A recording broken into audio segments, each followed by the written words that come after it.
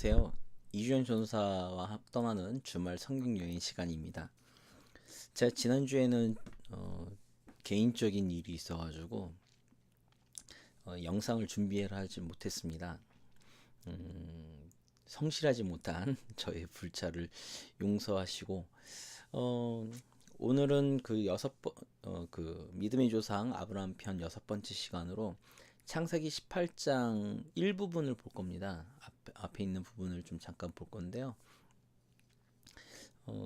믿음의 조상 아브라함 편이 이제 중반을 넘어서 지금 진행하고 있는데 어떻게 지금 느끼시는지 모르겠지만 사실 지금 제가 진행하고 있는 거는 제가 새벽 예배 시간 설교할 때 그 강해 설교 시리즈로 하던 거를 지금 제가 좀 더 보완하고 정리해서 제가 지금 올려놓고 있는 영상이기 때문에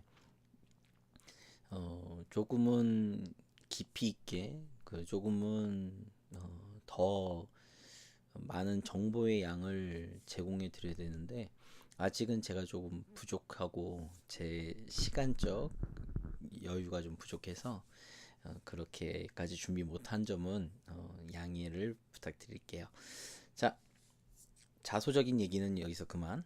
자, 일단 오늘 시간 진행하겠습니다. 18장 초반부에 보면 아브라함과 사라에게 아들 약속하시는 장면이 나오는데 오늘 제가 중심적으로 보려는 것은 바로 이 부분이에요.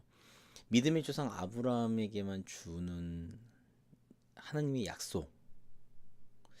그러면 17장에서 끝나야 되는데 왜 18장에 아브라함과 사라에게 아들을 약속하시는가? 이 부분에 대해서 조금 좀 파보려고 하는데 말씀 본문을 먼저 읽어보겠습니다.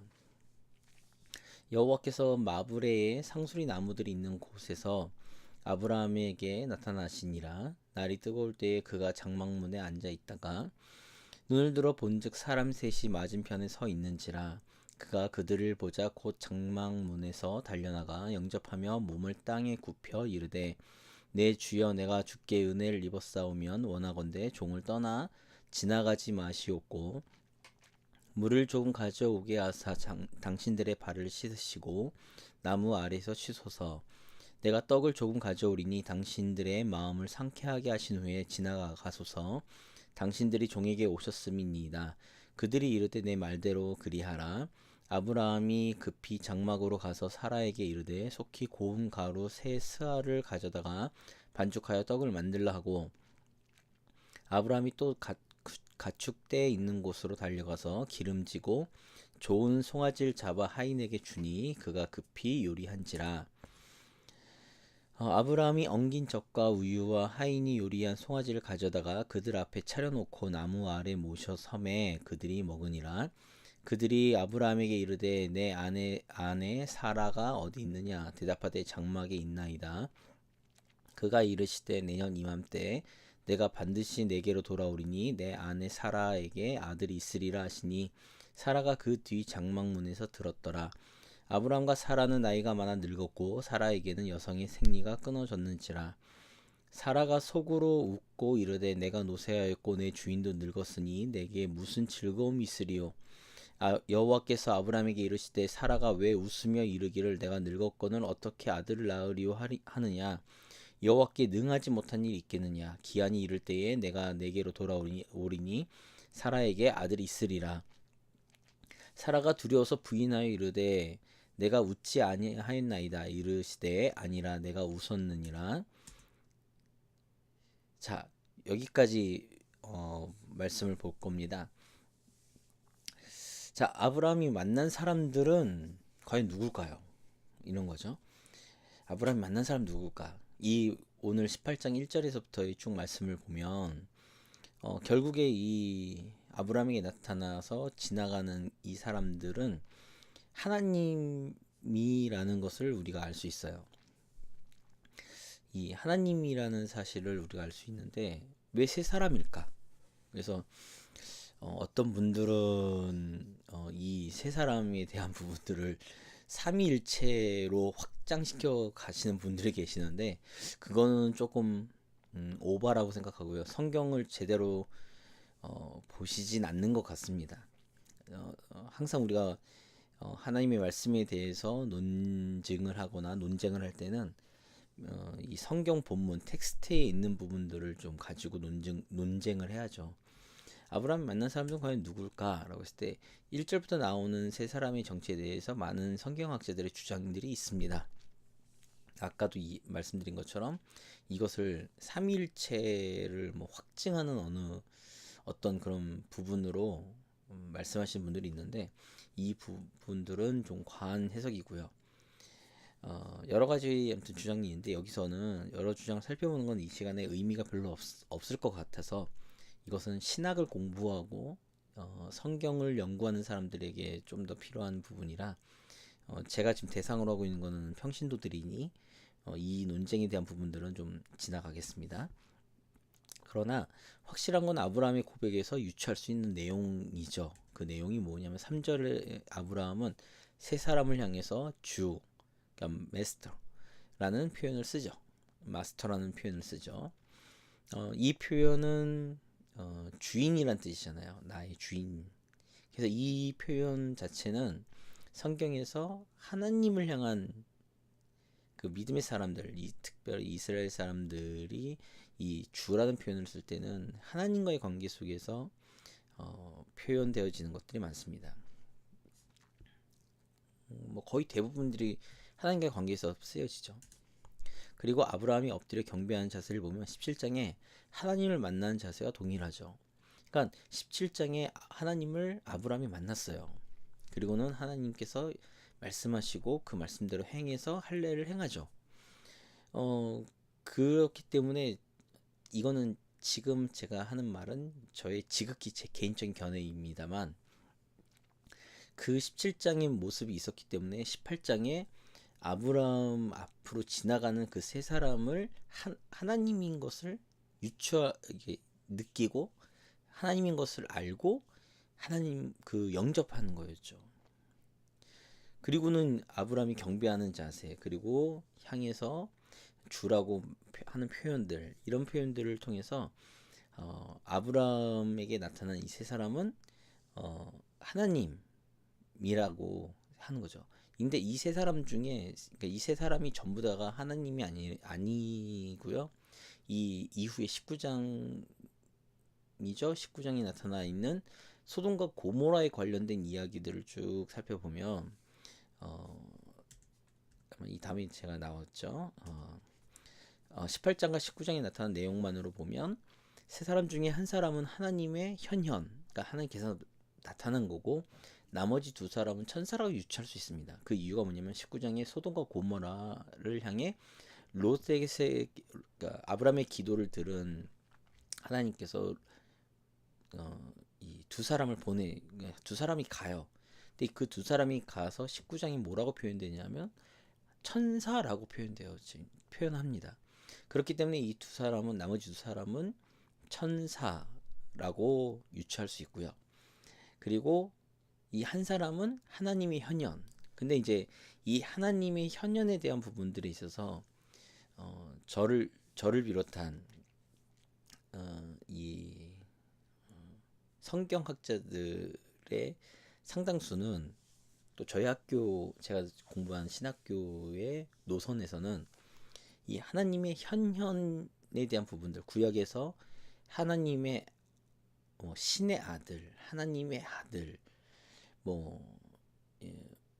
그리고 지금 나타나 있는 18장에 나타나 있는 이 사람의 모습으로 형태로 나타난 그리고 저기 어디야 다니엘서에 보면 그 풀무불 속에서의 네 사람 중에 한 사람 어떤 현현의 모습으로 나타나는 것을 보통은 예수 그리스도의 구약 성경에 나타난 예수 그리스도의 현현으로 보는 견해가 있습니다.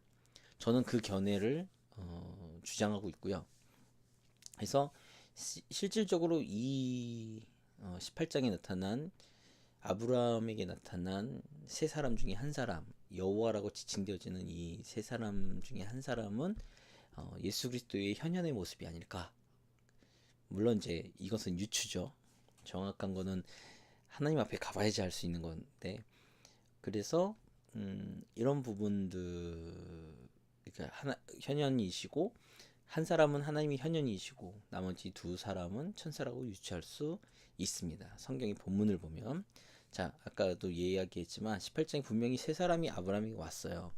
근데 18장 16절 이하부터는 하나님과 아브라함의 협상, 제가 물음표를 썼죠.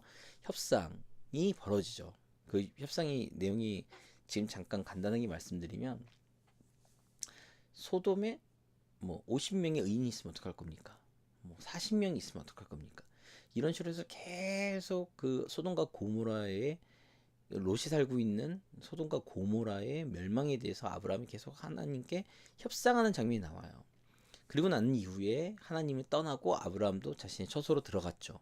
그러면서 19장 1절에 보면 두 천사가 소돔과 고모라로 들어갔다라고 성경이 기록하고 있기 때문에, 그렇기 때문에 한 사람은 하나님의 현현, 두 사람은 천사라고 우리가 성경을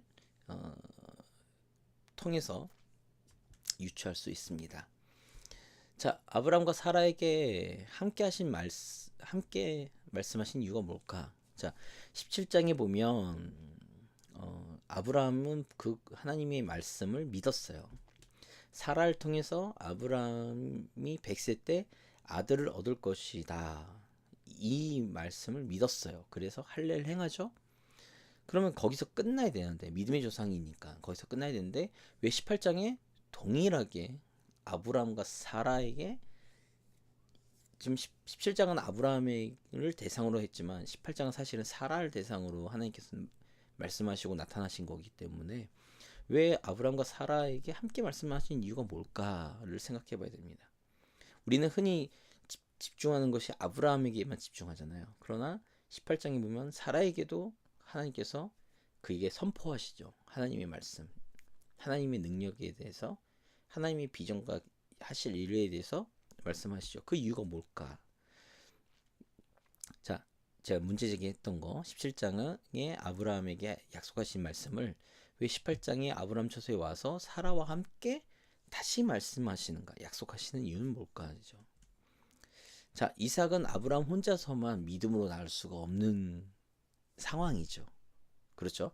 그러니까 성경에서 설교자나 신학자들이나 이렇게 이야기를 하는 거는, 이삭은 믿음의 아들이에요. 그러니까 아브라함의 믿음의 결과물인 거죠. 하나님의 약속에 대한 믿음의 결과물이죠. 근데 이삭을 아브라함이 혼자 낳지는 않잖아요. 그렇죠? 이삭은 아브라함과 사라를 통해서 이렇게 주시겠다고 말씀하셨기 때문에, 이 믿음의 아들, 그리고 하나님의 비전의 결과물인 이삭에 대한 부분들은 아브라함 혼자만의 믿음으로는 안 돼요. 불완전한 거죠. 이삭을 낳는 사라 역시도 믿음으로. 그래서 아브라함과 사라의 믿음이 다 필요한 겁니다. 그래서 17장에는 아브라함에게, 18장에는 사라에게 집중하셔서 말씀하시는 그 두 번의, 왜 동일한 말씀을 같이 하시는가라는 이유가 바로 여기 있다고 저는 생각을 합니다. 결국 이삭에 대한 약속의 말씀은 아브라함뿐만이 아니라 아이를 낳을 사라의 믿음도 필요하죠. 이 모습이요, 어디서 많이 보는 비슷한 모습인데, 어딜 것 같으세요? 저는 이 부분이 되게, 여기서 잠깐 제가 준비해 놓고도 이게 타이밍을 하죠.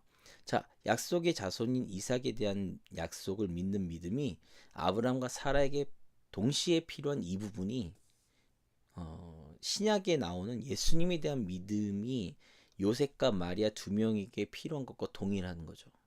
제가 좀 말을 좀 어렵게 썼는데 무슨 말이냐면 이거예요.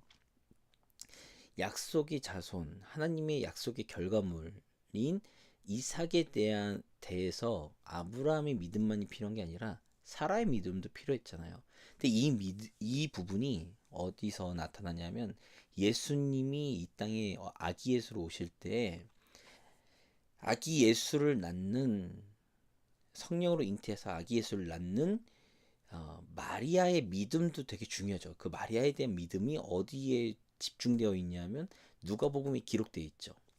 누가복음에는 마리아에 대한 믿음, 마리아의 믿음과 마리아의 고백과 마리아의 어떤 그런 믿음의 결단에 대한 부분들이 부각되어 있다면 마태복음을 포함해서 보면 요셉의 믿음도 필요한 거예요. 뭐냐면 그 당시에 내 씨가 아닌 내 아이가 아닌 다른 사람의 아이를 낳는다?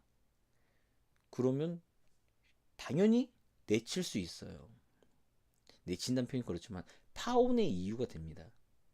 파혼의 이유뿐만이 아니라 간음죄로 하나님 말씀 십계명에 대한 부분들에 대한 그 어떤 십계명을 어긴 죄로 인해서 정죄할 수 있고 심지어는 돌로 쳐 죽일 수도 있어요.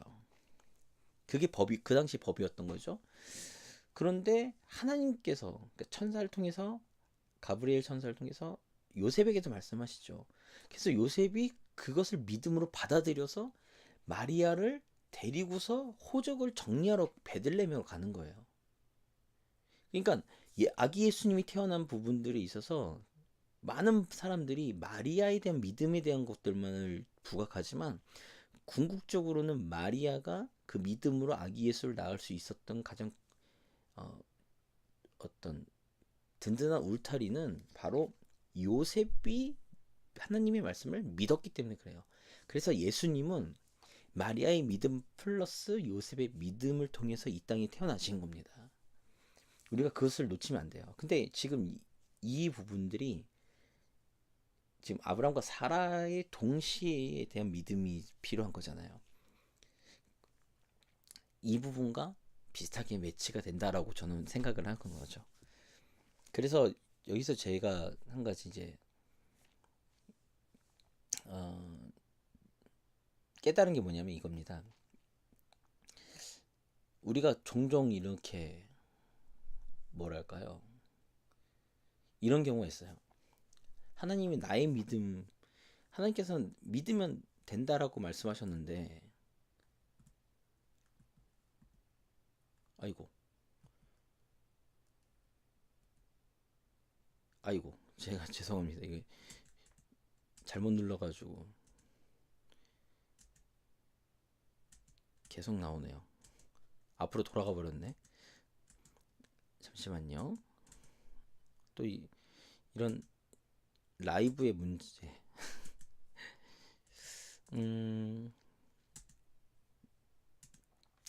그 어디까지 얘기했죠? 그 보시면 보통 우리가 이렇게 오해하는 경우가 있어요. 하나님께서 나에게 비전 주셨어요. 뭐 내게 말씀하셨어요. 내가 깨달았어요. 어떤 말씀이 임해서 내가 그걸 믿었어요. 그러면 나를 통해서 무엇인가 변화가 일어날 것이라고 생각을 하는데 이것이 개인적인 문제면 상관없습니다. 그러면 그 믿음으로 역사가 일어나죠. 그런데 가정과 공동체에 대한 어떤 비전, 약속, 말씀을 하실 때에는 개인의 믿음만이 필요한 것이 아니에요. 공동체적인 믿음이 동시에 필요합니다. 그러니까 내가 믿는 것만 중요한 게 아니라 그 공동체를 구성하고 있는 사람들의 믿음도 중요하죠. 그래서 그것이 어느 정도 어우러졌을 때, 어느 정도 그것이 완성되었을 때 그 가정이나 공동체에 대한 하나님의 역사가 일어나는 것을 우리가 잊으면 안 돼요. 근데 대부분 이것을 우리가 놓치고 있다는 거죠. 그래서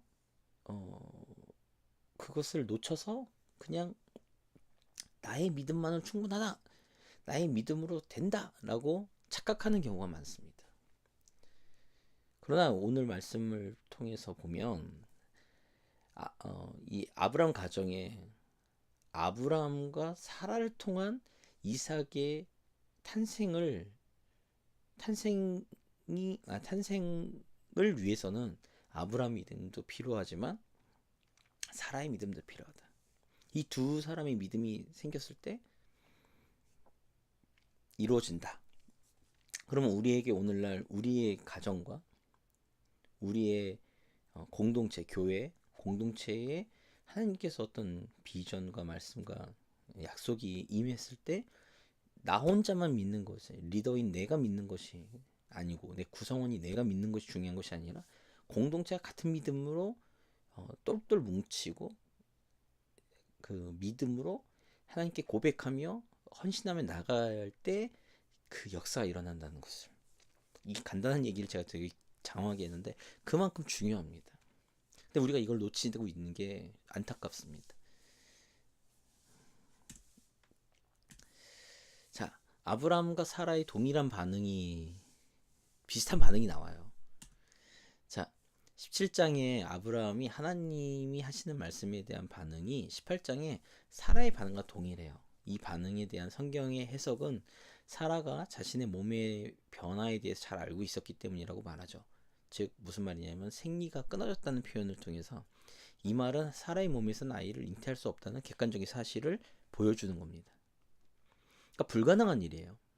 내가 생각할 땐 불가능한 일이에요. 그러면서 사라의 반응이 아브라함의 반응과 비슷하죠. 그래서 이 반응에 대한 하나님의 반응 역시 동일합니다. 그러니까 장막 뒤에서 하나님께서 아브라함에게 하시는 말씀인 것처럼 하면서 사라 들으라고 하시는 그 말씀에 사라가 피식 웃죠. 웃어요.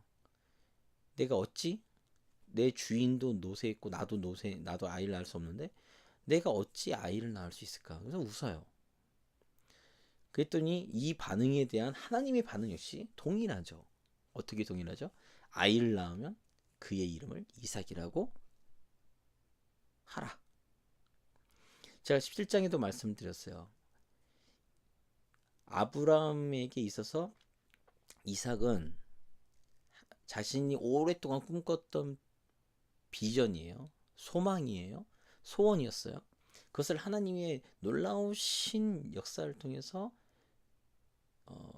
성취가 되었어요. 그러나 그 당시에 하나님의 말씀이 임했을 때 내가 불신했던, 내가 믿지 못했던 그 모습이 그 이삭이란 이름을 통해서 끊임없이 좋으면 나의 그 소원이었던, 정말 간절한 평생의 소원이었던 그 소원이면서도 이 이삭을 부를 때마다 내가 하나님 앞에서 불신했던 모습이 떠오르는 이 이중적인 모습이 오늘 사라에게도 동일하게 나타난다는 거죠. 사라에게도 비슷하게 나타납니다. 그래서 아이를 낳으면 이삭이라 해라.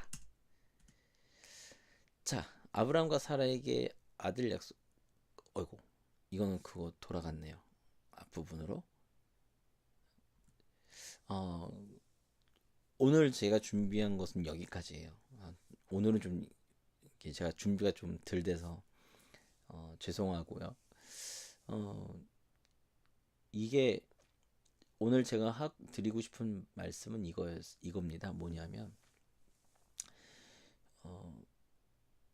이 공동체라는 게 되게 중요한데, 그러니까 개인의 믿음도 중요하지만 공동체적인 믿음도 되게 중요하고요. 개인의 모습도 중요하지만 공동체적인 모습도 되게 중요합니다. 근데 우린 이것을 너무 놓치고 있는 거예요. 우리가 믿음의 가정을 세운다라고 하면서 믿음의 가정은 나 혼자 세우는 줄 아는데 아니에요. 같은 가족 구성원들이 세워야 되고, 교회도 마찬가지고 어떤 우리의 공동체도 마찬가지입니다. 우리가 소속돼 있는 공동체도 나 혼자 믿고 나 혼자 행동한다고 되는 것이 아니라 함께 믿고 함께 행할 때 그 안에서 하나님의 역사가 일어난다는 거죠. 우리가 그것을 놓치지 않았으면 좋겠고요. 그럴 때 놀라운 하나님의 역사, 놀라운 하나님의 일들이 벌어진다는 거죠. 그래서 오늘 제가 주장하고 싶었던 거는 가정의 믿음, 가정의 모습, 이런 거는 혼자만이 아니라 부부가 함께, 자녀와 함께, 공동체, 교회, 공동체도 단임 목사, 교역자, 목회자만, 사역자만이 하는 것이 아니라 온 교인이 함께 그것을 믿음으로 고백하며 믿음으로 받아들이고 믿음으로 행할 때 하나님의 놀라운 일들이 벌어진다. 오늘은 그 이야기에 방점이 있습니다. 제 부족하지만 엉성하지만 이제 영상을 보시는 모든 분들이 그러한 사실을 좀 깨달으셔서 우리의 가정이 믿음의 가정으로 온전하게 쓰기 위해서 우리의 공동체와 우리의 교회가 믿음의 공동체와 믿음의 교회로 온전하게 쓰기 위한 기도의 제목들을 가지시고 그 기도의 제목을 통해서 하나님께서 모든 구성원들이 함께 믿음으로 고백하며 믿음으로 나아가는 그것을 위해 때로는 시험도 허락하시고 때로는 질책도 하시고 때로는 격려도 하시고 때로는 하나님의 놀라운 일들을 보여주시면서 하나님께서 그 믿음을 만들어 가신다는 거죠. 아브라함의 믿음의 조상인 아브라함이 본인의 믿음만이 대단해서가 아니라 지금 보시는 모습처럼 사라에게도 하나님께서 믿음을 허락하여 주시고 끌고 가시고 아브라함도 끌고 가셔서 결국 궁극적으로는 하나님이 일하시는 그 모습을 아브라함과 사라를 통해 보여주시고 그런 모습들이 오늘날 우리에게도 동일하게 나타날 수 있다는 것을 우리가 좀 기억하셨으면 좋겠어요. 오늘은 제가 준비가 미흡해서 여기까지 하겠습니다. 시청해주신 모든 분들께 감사드리고요.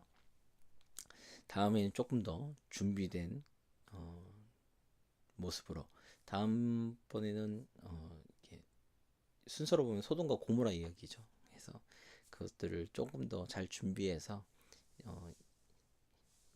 부족했던 이 시간을 만회하는 그런 계기로 삼겠습니다. 그러면 오늘도 믿음으로 승리하신 하루가 되시길 바라고요. 다음 시간에 만나겠습니다. 네, 감사합니다.